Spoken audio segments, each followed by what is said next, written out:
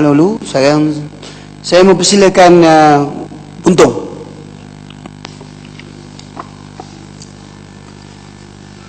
Terima kasih Datuk Timbalan Yang di-Pertua, Yang amat berhormat Menteri Besar Perak Darul Rizwan, Ketua Pembangkang, rakan-rakan seperjuangan, ahli-ahli yang berhormat, Ketua-Ketua Jabatan Persekutuan dan Negeri, Ketua Badan Berkanun Kerajaan, para ahli-ahli media, tuan-tuan dan puan-puan yang saya hormati. Datuk Timbalan Yang di-Pertua, saya agak kecewa sikit terhadap pembentangan bajet 2015 oleh Yang amat berhormat Panko, di mana kempen kerajaan untuk setinggan sifar di bawah program Rumah Mampu Milik untuk rakyat tidak dapat menyelesaikan masalah setinggan di negeri Perak seperti mana yang dijanjikan oleh mantan Menteri Besar Barisan Nasional yang lalu. Di kawasan Buntung terdapat lebih kurang 700 keluarga setinggan yang masih menunggu jawapan dari kerajaan negeri Perak supaya nama-nama mereka dimasukkan dalam program ini. Tetapi dalam ucapan Yang berhormat Panko, nama Buntung tidak disebut langsung. Saya berharap kerajaan negeri Perak mengambil maklum tentang perkara ini kerana masalah setinggan di Buntung berlanjutan sejak lebih kurang 20 tahun yang lalu. Dan penduduk setinggan masih menaruh harapan lagi bahawa masalah mereka akan diselesaikan dalam masa yang terdekat. Datuk Timbalan Yang di-Pertua, bonus untuk kaki tangan kerajaan negeri. Saya berharap kerajaan negeri akan mengambil berat tentang kebajikan kaki tangan kerajaan, terutamanya kaki tangan yang berpangkat rendah, di mana Yang berhormat Panko telah mengumumkan akan membayar minimum RM500 kepada kaki tangan kerajaan. Dalam hal ini saya berpendapat jumlah yang dicadangkan adalah terlalu rendah, di mana Yang berhormat Panko telah mengumumkan akan membayar minimum RM500 kepada kaki tangan kerajaan. Dalam hal ini saya berpendapat jumlah yang dicadangkan adalah terlalu rendah kerana kenaikan harga barangan keperluan harian kian meningkat. Dan saya cadangkan kepada kerajaan negeri supaya membayar kadar minimum sekurang-kurangnya RM1,000 kepada kaki tangan kerajaan negeri. Pada masa yang sama, saya juga bersetuju dengan penyelarasan kadar allowance mesyuarat bagi ahli-ahli Dewan Negeri, Setiausaha, Penolong Setiausaha Dewan Negeri Perak. Dan walau bagaimanapun, saya ingin mencadangkan supaya allowance bagi bentara Dewan Negeri juga dikaji semula. Dan saya berharap ahli-ahli Dewan tidak lupa kepada peranan dan tanggungjawab yang dimainkan oleh bentara Dewan Negeri dalam setiap persidangan. Saya berharap Yang berhormat Panko mengambil maklum tentang perkara ini. Datuk Timbalan Tuan Yang di-Pertua, masalah penutupan tanah perkuburan Hindu di Buntung. Datuk Timbalan Tuan Yang di-Pertua, saya menerima aduan dan laporan polis yang dibuat oleh masyarakat beragama Hindu yang tidak berpuas hati dengan penutupan tanah perkuburan Hindu Buntung. Tanah kubur ini ditutup tanpa tempat alternatif dan ini menyebabkan masalah kepada masyarakat beragama Hindu di kawasan Ipoh, sehingga mayat-mayat yang dibawa ke tanah perkuburan ini terpaksa berpatah balik dan dibawa ke tempat yang jauh untuk disemadikan dari tempat kediaman berdekatan dengan tempat kediaman mangsa. Boleh celah sedikit? Boleh celah sedikit? Terima kasih Timbalan Yang di-Pertua. Yang hormat, saya ingin tahu siapa yang membantah atau siapa yang menutup kubur itu. Terima kasih Yang berhormat Sungkai. Saya difahamkan penutupan tanah perkuburan ini telah dilakukan oleh jawatan kuasa kuil yang bertindak sebagai penyelenggara tanah perkuburan ini atas alasan mereka dapat arahan daripada kerajaan negeri Perak. Jadi inilah satu masalah yang sedang dihadapi oleh masyarakat India di kawasan saya. Jadi saya berharap kerajaan negeri mengambil maklum masalah ini, kerana saya berasa ini adalah isu-isu sensitif. Jadi saya tidak mahu perkara-perkara yang tidak diingini berlaku di situ. Timbalan Datuk Tuan Yang di-Pertua, ada lagi satu isu yang saya ingin bangkitkan dalam Dewan yang mulia ini. Saya berterima kasih kepada kerajaan negeri, iaitu pada tahun 2012 sebanyak 1.3 juta telah disalurkan untuk pembinaan insulated krematorium. Tapi sampai hari ini tidak ada sebarang projek ini di mana saya nampak tidak dimulakan, oleh kerana ada masalah-masalah teknikal di kawasan berkenaan. Dan saya juga cukup hairan bagaimana kerajaan negeri sememangnya sebelum ini telah secara bertulis memberitahu bahawa JKR akan menguruskan projek ini, manakala Majlis Bandaraya Ipoh akan menyelenggara insulated krematorium ini. Tiba-tiba wang sebanyak 1.3 juta disalurkan kepada sebuah jawatan kuasa kuil di situ, di mana saya terdapat banyak aduan ke atas pentadbiran jawatan kuasa kuil ini, di mana saya difahamkan kontraktor dengan juru perunding adalah orang yang sama. Jadi saya minta pihak kerajaan siasat, dan kalau boleh tarik balik peruntukan yang disalurkan kepada jawatan kuasa kuil ini dan bagi kepada JKR, kerana saya harap JKR adalah lebih profesional dalam hal-hal begini. Jadi inilah yang dikendaki oleh masyarakat India di kawasan Buntung. Datuk Tuan Timbalan Yang di-Pertua, masalah ahli Majlis Bandaraya Ipoh. Buntung, boleh jelas sikit? Ya. Tuan Yang di-Pertua, tadi apa yang dibangkitkan oleh Buntung, penutupan tanah perkuburan, ini adalah satu hal yang amat ganjil sekali. Saya ingin tahu siapa yang diberikan kuasa untuk menutup tanah perkuburan ini, dan apa tujuannya untuk menutup tanah perkuburan, dan motifnya saya ingin mengetahui. Motif saya tahu, cuma kerajaan negeri saja yang tahu.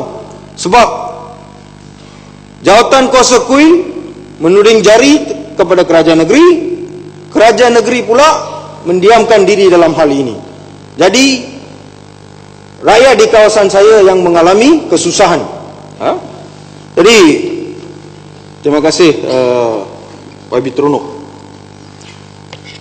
Datuk Timbalan Tuan Yang di-Pertua, masalah ahli Majlis Bandaraya Ipoh. Saya amat terkejut apabila mendapat tahu bahawa seorang ahli majlis yang dipilih oleh Barisan Nasional di negeri Perak, yang pernah terlibat dengan aktiviti jenayah dan dituduh di bawah Akta Dada Berbahaya Dangerous Drug Act Section 6 DDA dengan izin, telah dilantik sebagai ahli majlis sejak tahun 2013. Beliau pernah ditahan atas kesalahan tersebut dan pernah dijatuh hukum mengikut kesalahannya dan dihantar ke penjara Taiping. Tetapi kini beliau merupakan seorang ahli majlis. Beliau berselimut dengan pengaruh politik bagi menutup kisah silam. Tetapi apa yang dilakukan masih dalam rekod pihak penguat kuasa. Dan pada masa yang sama, ahli majlis ini juga terlibat dalam satu kes penipuan wang peruntukan kerajaan yang disalurkan kepada sebuah persatuan kebajikan masyarakat India Larut Matang Taiping Perak yang berjumlah RM100,000. Beliau telah memalsukan dokumen jawatankuasa pengurusan persatuan ini dengan memasukkan wang peruntukan ini dalam akaun berasingan. Walau bagaimanapun, apabila masalah ini dirujuk kepada Jabatan Pendaftaran Pertubuhan, Jabatan Pendaftaran Pertubuhan pula mengesahkan bahawa dokumen ini adalah palsu dan tidak benar, tetapi boleh dimaafkan dan kes ini dianggap selesai. Jadi saya nak bangkitkan masalah ini kerana ahli persatuan daripada ahli-ahli daripada Persatuan Kebajikan Masyarakat India turut berada di sini. Minta saya bangkitkan dalam. Boleh celah. Ya. Terima kasih Timbalan Yang di-Pertua. Yang tuduhan yang hormat terhadap ahli majlis ini adalah satu tuduhan yang berat. Dan ini menunjukkan kelemahan kerajaan BN di situ. Sebab mengikut undang-undang, kalau seorang dipenjarakan sebulan ataupun didenda 2,000, beliau secara automatik akan kehilangan jawatannya jika beliau adalah penjawat kerajaan. Dan kaunselor atau ahli majlis ini dianggap sebagai penjawat kerajaan. Masalah, adakah beliau didenda atau tidak daripada maklumat yang diperoleh oleh Yang Berhormat? Terima kasih Yang Berhormat Sungkai. Saya ada maklumat daripada Ibu Pejabat Polis Daerah Taiping mengatakan beliau telah dijatuhkan hukuman penjara, dan nama juga ada dalam surat ini. Muhammad dah jelas tu, panjangkan perkara itu kepada Datuk Bandar yang berkenaan. Yang Muhammad boleh beralih ke topik lain. Sebab apa? Mesej dah sampai kepada pihak kerajaan. Jadi nama tu boleh bagi kepada Datuk Bandar lah, supaya ambil tindakan yang sepatutnya. Silakan Muhammad. Masa Muhammad berjalan lah. Kalau bagi lagi apa ni kepada pihak lain nak bercakap, masa akan menjadi kurang. Terima kasih Yang Berhormat. Yang Berhormat ada butiran daripada dokumen daripada pihak polis, dan dokumen itu dianggap sebagai satu dokumen publik di bawah akta keterangan. Jadi maka kandungan dokumen itu boleh dibacakan di Dewan, dan saya pun agak nama yang terdapat di kandungan dokumen polis itu dibacakan untuk maklumat Dewan ini.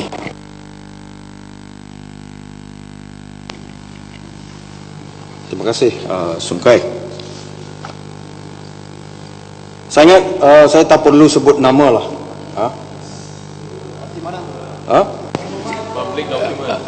Yang Muhammad Buntung di bawah perkara 3610 tak digalakkan menyebut, tak boleh. Teruskan perkara, beralih kepada perkara lain. Dengan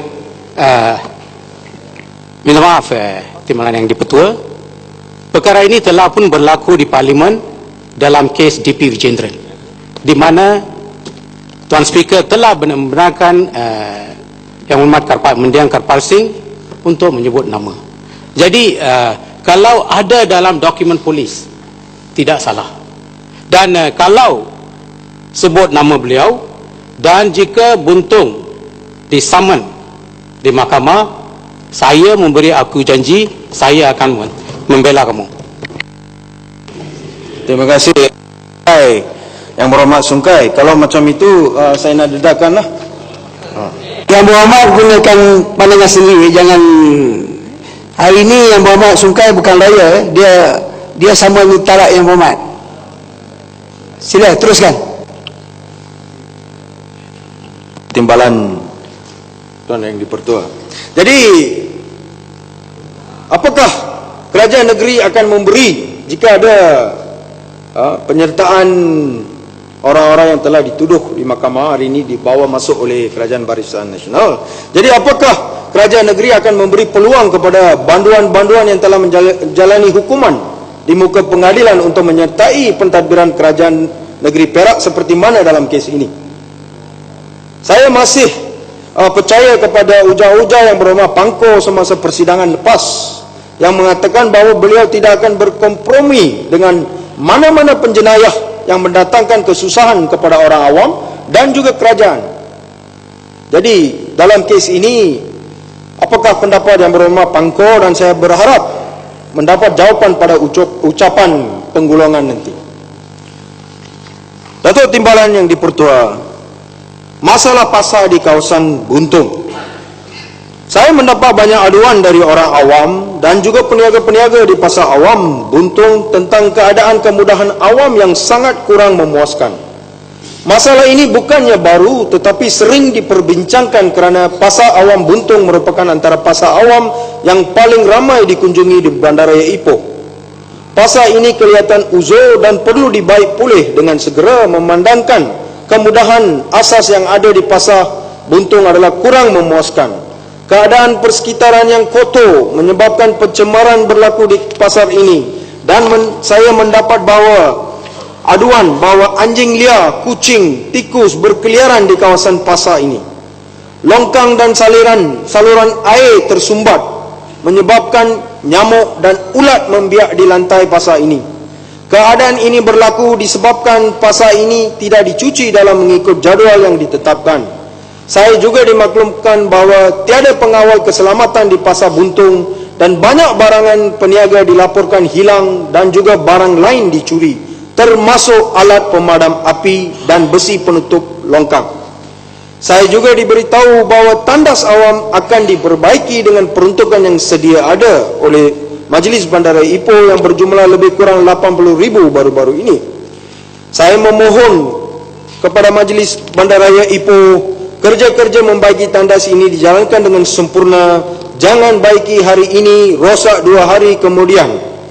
Saya berharap Majlis Bandaraya Ipoh akan mengambil langkah terbaik bagi menangani isu ini, kerana ketika ini masalah besar yang kita hadapi adalah demam denggi. Kes demam denggi merupakan satu isu besar di Bandaraya Ipoh ketika ini dan perlu dibendung supaya ia tidak merebak dari satu kawasan ke kawasan lain. Di kawasan Buntung, masalah ini sangat ketara di kawasan Rumah Pangsa Taman Harmoni dan Rumah Pangsa Taman Permai. Penyeliaan rapi dari Majlis Bandaraya Ipoh dan juga Jabatan Kesihatan Negeri adalah penting bagi membantu menyelesaikan masalah demam denggi di Bandaraya Ipoh dan juga di negeri Perak amnya. Baru-baru ini, kehilangan 20 meter LAP di Taman Harmoni juga berlaku, di mana walaupun ada pegawai keselamatan di Taman Rumah Pangsa, masih kecurian berlaku. Dan saya berharap pihak Majlis Bandaraya dan polis mengambil maklum dan membuat rondaan kerap kali di kawasan situ. Kemudahan tempat parking yang terhad menyebabkan kesesakan berlaku di kawasan ini, terutama pada hujung minggu. Saya pernah menulis surat dan memaklumkan masalah ini, kesesakan ini kepada pihak polis, tetapi sehingga hari ini saya tidak pernah mendapat maklum balas mengenai masalah ini. Mungkin selepas ada kemalangan baru ada tindakan. Saya berharap Majlis Bandaraya Ipoh dan pihak polis mengambil langkah bagi memastikan keselamatan lalu lintas di kawasan ini, terutamanya dari jam 9 pagi hingga 12 tengah hari, di mana pasar ini terlalu sibuk dengan kunjungan orang awam. Majlis Bandaraya Ipoh boleh mengantar kaki tangan penguat kuasa bertugas pada waktu tersebut, dan pihak polis juga boleh mengantar pegawainya bagi memastikan tidak berlaku kesesakan pada masa tersebut. Datuk Timbalan yang dipertua, saya juga mendapat aduan tentang perkhidmatan Majlis Bandaraya Ipoh di kawasan Kampung Baru Buntung, Taman Lim, Taman Merdeka, Taman Birch, Taman Eden dan Taman Cherry yang sangat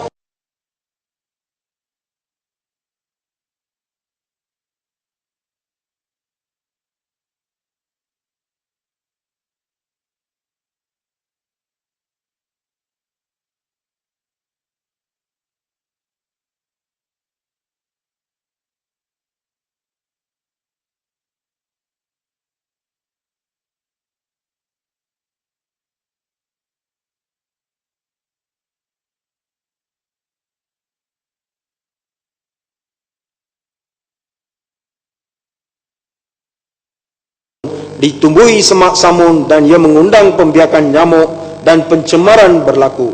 Kebanyakan jalan-jalan di kawasan Buntung adalah rosak serta berlubang dan ia tidak diturap sepenuhnya sejak bertahun-tahun lamanya. Ini menyebabkan kemalangan berlaku dan saya berasa amat duka cita dengan perkara ini kerana saya sentiasa maklumkan masalah ini kepada pentadbiran Majlis Bandaraya Ipoh, tetapi tindakan yang diambil adalah kurang memuaskan dan tidak menyeluruh.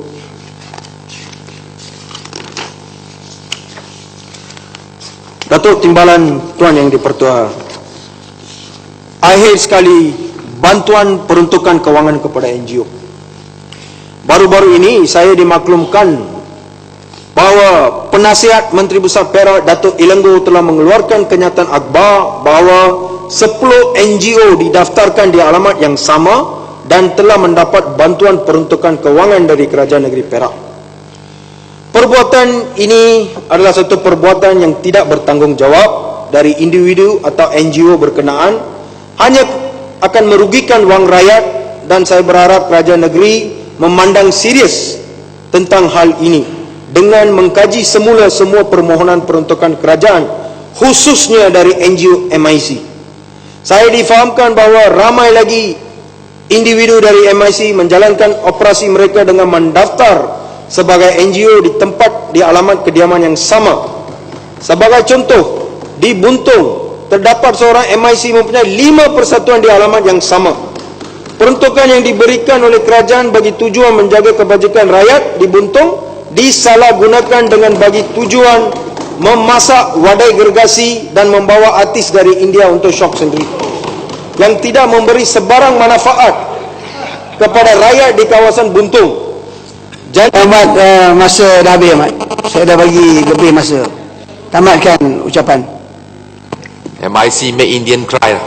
Janji-janji manis mai Buntung semasa pilihan raya ke-13, tinggal janji kosong saja di Buntung. Jadi saya berharap Yang Berhormat Pangko mengambil maklum tentang perkara-perkara yang saya bangkitkan dalam ucapan ini. Sekian, terima kasih.